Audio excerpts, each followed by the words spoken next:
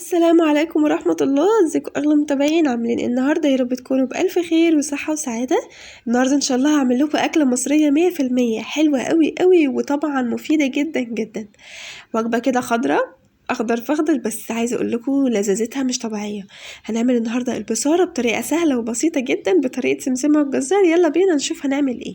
معايا كده ربع كيلو من الفول المدشوش، طبعا غسلته كويس جدا وكنت منقياه، وهحط عليه ميه كده، ميه فتره من الحنفيه، وهسيبه 7 ساعات، يعني سبته من بالليل للصبح.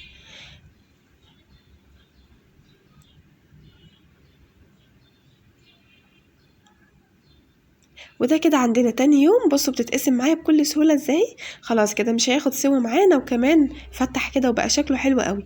معايا خضره شبت بقدونس كزبره، من كل حاجه نص حزمه، ومعايا معلقه من ملوخيه وبصل توم فلفل. ومعايا كده التوابل عبارة عن شطة كمون كزبرة وشوية ملح. بس كده هي دي التوابل بتاعتنا النهاردة. في حلة على النار حطيت دلوقتي كل المكونات بتاعتي اللي عرضتها قدامكم: الفول، البصل، الثوم، الفلفل، الخضرة، وكمان التوابل. وهسيبها على النار كده، واحط لها مية سخنة مغلية، وهغطيها واسيبها تغلي على النار. لو اول مره بتشوفي قناتي سمسمة والجزار، ما تنسيش تشتركي في القناه وتفعلي زر الجرس. وكمان هيبقى جزاك الله كل خير لو عملتيلي شير للقناه بتاعتي او للفيديوهات بتاعتي، وشكرا ليكم يا احلى ناس في الدنيا. انا كده بقى حطيت الميه وهسيبهم يغلوا على النار، واتاكد ان كل حاجه استوت، زي البصل الثوم. طبعا الفول مش هياخد مننا وقت لان هو اوريدي كان مستوي خلاص، يعني شبه مستوي. جهزنا كده بصل وتوم هنعمل بيهم طشه. في الوقت دوت ضربنا بقى البصاره بتاعتنا الحلوه دي في الخلاط لما هديت شويه، وهحطها على النار تاني وهسيبها تغلي كده شويه حلوين. طبعا حطيت لها حوالي نص كوبايه من الميه. وكده هنعمل الطشه. حطيت كده معلقه من السمنه، طبعا تقدري تستبدليها بزيت. هنزل فيها بالبصل، طبعا مقطعاه مكعبات صغيرة جدا. هنديها تشويحة لحد ما لونها يبقى ذهبي فاتح مش اكتر. في الوقت دوت نزلت بمعلقة كده صغيرة من الملوخية على البصارة بتاعتي. طبعا هي مش محتاجة ولا حاجة، بس طبعا الملوخية هتدينا عرق وهتدينا كده مطة حلوة قوي. في الوقت دوت بقى كانت البصل خدت لون ذهبي، نزلنا كده بالثوم وهنديها تشويحة حلوة كده اهو، لحد ما البصلة والثوم يبدأوا ياخدوا لون وريحة من بعض كده.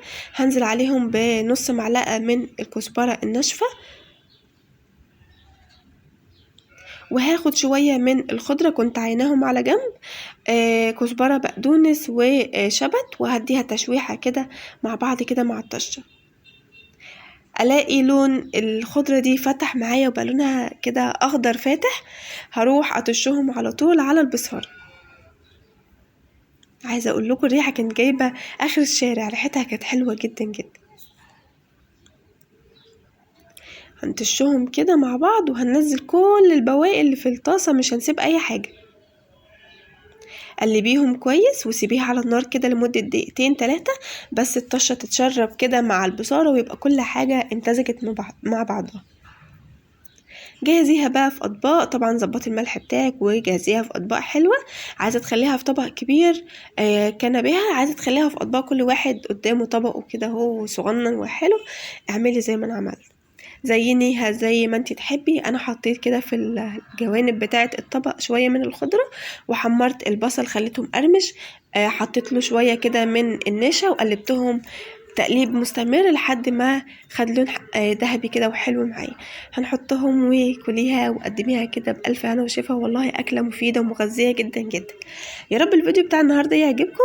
ما تنسيش تشتركي في القناة وتفعلي زر الجرس لو أول مرة تشوفي قناتي. ويا رب الفيديو بتاع النهاردة يعجبكم. أشوفكم فيديو جديد قريب جدا جدا إن شاء الله. وما تنسوش تقولوا رأيكم في الكومنتات، وما تنسوش اللايكات بالله عليكم. وشكرا ليكم وسلام.